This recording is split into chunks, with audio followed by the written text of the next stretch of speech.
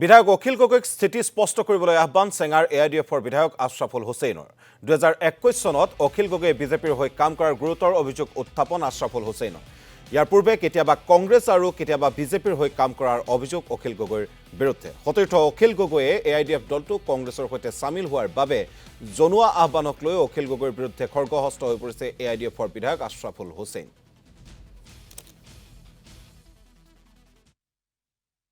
আমি অখিল গগৈ তেওঁ এটা দল, এজনে বিধায়ক, এজনে মানুহ, তেওঁ যি ইচ্ছা তাকে ক'ব পাৰে। এতিয়া আমিতো তেওঁলোকৰ নিচিনা পটককৈ কৈ দিয়া দল নহয়। আমি 15জন বিধায়ক আজিৰ দিনতো আছোঁ, 18জনলৈকে আমি বিধায়ক জিকিছোঁ, 3জনলৈকে সাংসদ জিকা আৰু গোটেই অসমৰ এটা ডাঙৰ অংশত আমাৰ দলীয় সংগঠন থকা দল হিচাপে আমি তেওঁক ক'ম যে তেওঁ পাৰিলে বিজেপিৰ লগত মাৰ্চ কৰি দিয়ক, ভাল হ'ব। আৰু নহ'লে তেওঁ যদি ভাবে যে নাই আমি সংখ্যালঘুৰ কাৰণে কাম কৰিম, বঞ্চিত মানুহৰ কাৰণে কাম কৰিম, তেনেহ'লে আমাৰ লয়াৰ আছামত মাইনৰিটি কোনোবা এটা সমষ্টি আমি দি দিম, তেওঁ এইফালৰ পৰা ইলেকশ্যন খেলক, তেওঁ বিৰোধী হিচাপে থাকক। তেওঁ কোনটো কৰিব এইটো স্পষ্ট কৰিব লাগে, কাৰণ 2021 চনত তেওঁ বিজেপি কৰিছে। তাৰ আগতো লোকসভা নিৰ্বাচনত তেওঁ বিজেপিও কৰিছে, কেতিয়াবা কংগ্ৰেছো কৰিছে, এইবিলাক আমি দেখিছোঁ।